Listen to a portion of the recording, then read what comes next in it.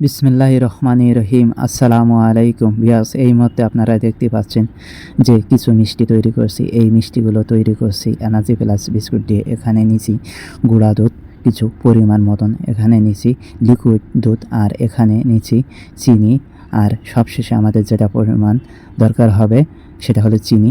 আর এখানে দেখতে পাচ্ছেন আপনারা বেকিং পাউডার অল্প পরিমাণ মিষ্টি তৈরি করার জন্য দিতে হবে।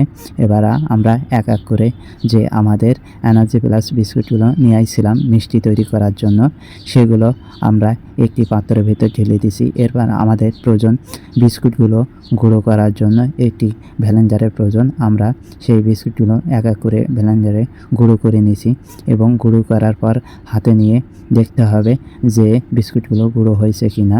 গুঁড়ো হয়ে গেলে তারপর আমাদের প্রয়োজন হবে একটি চালনি।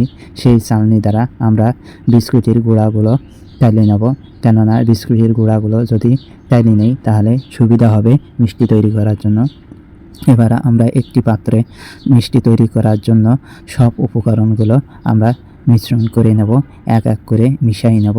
মিশানো হয়ে গেছে আপনারা দেখতে পাচ্ছেন। এবার আমরা মিষ্টি তৈরির জন্য লিচিগুলো কাটিয়ে নিচ্ছি গোল গোল করে। দেখেন মিষ্টির শেপ হয়ে গেছে। এবার একটি গরম তেল কড়াইয়ের মধ্যে দিয়ে দিলাম।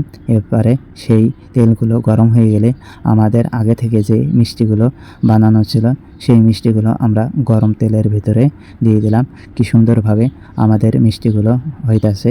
এক এক করে আমরা সব মিষ্টিগুলো গরম তেলের ভিতরে ভেজে নেব। আপনারা দেখতে পাচ্ছেন আসলে সত্যি নিজের হাতে বানানো যদি কোনো কিছু ভালো হয় তাহলে খুব আনন্দিত লাগে। ভিউয়ার্স, আমি মিষ্টি তৈরি করতে পারি না, এই সর্বপ্রথম মিষ্টি তৈরি করলাম। আমি চেষ্টা করি বানানোর জন্য।